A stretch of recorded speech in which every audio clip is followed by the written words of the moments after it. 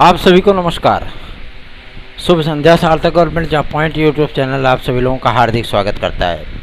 Channel को subscribe करके video को लाइक कर दें और शेयर ज़रूर कर दिया करें। सबसे महत्वपूर्ण खबर है कि बीएड के मुद्दे को लेकर के अब एमएचआरडी आप सभी लोगों की अक्टूबर महीने में एक महत्वपूर्ण याचिका करने चल रही है, जो कि संविधान पीठ में होगी। ठीक है ना। और ये एक उपचारात्मक याचिका होगी, जिसके माध्यम से तब तक कैबिनेट के माध्यम से और आपके समितियों के माध्यम से जो कमेटी बनाई गई है, उन तमाम चीज़ों को एक संतुति रिपोर्ट के साथ सर्वोच्च न्यायालय में ये अपील की जाएगी, ताकि बीएड का पक्ष मजबूत हो। और सबसे बड़ी चीज़ ये है कि आप सभी लोगों का एक जो निगेटिव कंटेंट बन चुका था कि हर जगह से फलानवा जगह से बाहर, ढिमकवा जगह से बाहर, ये हो गया वो हो गया, दुनिया भर की चीज़ें आपको सुनने के लिए मिल रही थी। अब थोड़ी सी पॉजिटिव चीज़ें भी आनी शुरू हो गई हैं। ठीक है ना। और पॉजिटिव चीज़ों के साथ जाहिर सी बात है कि बीएड करने वाले विद्यार्थियों को लेकर के उनके चेहरों पर थोड़ी थोड़ी मुस्कान भी बिखरने लगी है। मानता हूँ किन्हीं भी चीज़ों को लेकर के एक नर्वसता होती है, और उस नर्वसता में बहुत से विद्यार्थियों को बहुत सारी दिक्कतों का सामना भी करना पड़ता है।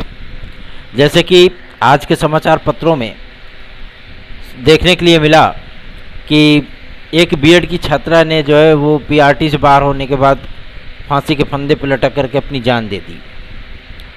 इस तरीके की परिस्थितियों से विद्यार्थियों को नहीं गुजरना चाहिए। ठीक है ना। और उनको कम से कम इतना ज़रूर ध्यान रखना चाहिए कि उनके पीछे भी कोई है, उनके माता पिता हैं।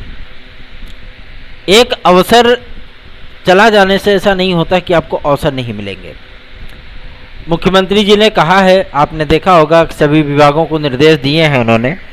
निर्देश तो इनका हमेशा आता जाता रहता है, कोई उसके टेंशन नहीं है, क्योंकि ये निर्देश देने के बाद ये खुद ही भूल जाते हैं कि हमने क्या निर्देश दिया था।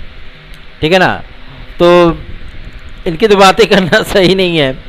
लेकिन हाँ, इतनी चीज़ें ज़रूर है कि जो ये टाइम पीरियड देते हैं कि हम 31 दिसंबर के पहले नियुक्ति पत्र दे देंगे, तो टीजीटी पीजीटी के हमारे भाई बहनों तैयार हो जाओ। 31 दिसंबर तक आप लोग सब कुछ फाइनल हो जाएगा आपका। तैयारियों में जुट जाइए। अगर तैयारी नहीं कर रहे हैं, तैयारियों में जुट जाइए। और एलटी ग्रेड जीआईसी प्रवक्ता का पूरा सिलेबस आप सभी लोगों का बदल दिया गया है। सिलेबस में बदलाव हुए हैं, व्यापक स्तर पे बदलाव हुए हैं। ठीक है ना। और लोक सेवा आयोग को 1 महीने का वक्त दिया गया है। 1 महीने का मतलब 30 दिन का। इन 30 दिनों में इन्हें एलटी ग्रेड जीआईसी प्रवक्ता का विज्ञापन डिक्लेयर करना होगा। ठीक है ना। और यह विज्ञापन डिक्लेयर होने के बाद ही आगे की प्रक्रियाएं जो है वो आरंभ होंगी। अदरवाइज अगर ये विज्ञापन नहीं जारी करते हैं तो आपका ये विज्ञापन शिक्षा सेवा चयन आयोग के माध्यम से जारी होगा। क्योंकि राजकीय विद्यालयों में जो स्थितियां हैं, अभी काफ़ी सारे प्रधानाचार्यों ने लिखना शुरू कर दिया है शासन को कि हमारे यहाँ अध्यापकों की कमी है। ये कंडीशन है कि एक में ही 2-2 विद्यालयों को मर्ज करके जीआईसी कॉलेज, जीजीआईसी कॉलेजेस को मर्ज करके चलाया जा रहा है। विद्यार्थियों की संख्या लगातार वहाँ से कम हो रही है। क्यों? उसकी एकमात्र वजह है, वजह यह है कि वहाँ पे अध्यापक नहीं है शिक्षण कार्य करने के लिए। आप स्कूल चलो अभियान तो चला देते हो, लेकिन आप इन तमाम चीज़ों पर ध्यान क्यों नहीं दे पाते, है ना। और सबसे बड़ी और सबसे अहम बात यह है कि एक प्रतिनिधिमंडल एनसीटीई से मिलने गया था आज की डेट में, और वहाँ से जो चीज़ें मिली हैं, सामने आई हैं, क्योंकि आईएफएस अधिकारी वगैरह भी हैं, एक मैम है, नाम ध्यान नहीं आ रहा है उनका, तो उन्होंने कहा कि हम कार्य कर रहे हैं और बीएड विद्यार्थियों को बहुत जल्दी ही राहत प्रदान किया जाएगा, चाहे वो सर्वोच्च न्यायालय के माध्यम से, चाहे वो केंद्र सरकार के माध्यम से। बीएड विद्यार्थियों के हितों की रक्षा के लिए कार्य लगातार हो रहा है। भैया, आप संवैधानिक तरीके से एक विज्ञप्ति जारी करके बीएड को पीआरटी में सम्मिलित कर दीजिए, मुद्दा ही समाप्त हो जाए हमेशा के लिए। ठीक है ना। लेकिन डीएलएड और बीटीसी वाले विद्यार्थी जो अति आत्म उत्साह में इस बात को भूल गए हैं कि कभी बीएड विद्यार्थियों के साथ मिल करके आप सभी लोग विज्ञापन की आवाज़ उठाया करते थे कि एक प्राथमिक शिक्षक भर्ती का विज्ञापन हमें मिल जाए, ठीक है ना। आज की स्थिति यह है कि प्राथमिक शिक्षक भर्ती का कोई भी जो है मतलब आवाज़ तक नहीं उठा रहा, कोई मांग ही नहीं कर रहा है। क्यों? उसकी एकमात्र वजह है कि बीएड विद्यार्थी हट गए हैं, ठीक है ना। और अब चूंकि शर्मा जी से आज बातचीत हुई है और उन्होंने इस बात को एकदम स्पष्ट किया है कि हम लोग विस्तृत बेंच में चलेंगे और वहाँ पे अपनी जो याचिका है वो मजबूती के साथ, क्योंकि याचिका को तैयार करने में थोड़ा वक्त लगता है, उसमें पॉइंट रखे जाते हैं, तथ्य रखे जाते हैं।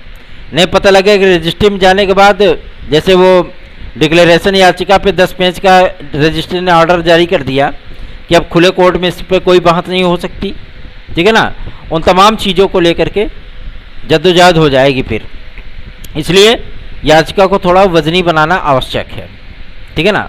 उसमें तथ्य होने चाहिए जो कि सर्वोच्च न्यायालय को भी लगे कि हाँ इस पर बहस होनी चाहिए, इस पर बातचीत होनी चाहिए, इसमें कोर्ट में पैरवियाँ होनी चाहिए, तब फैसला दियागा कोर्ट, ठीक है ना।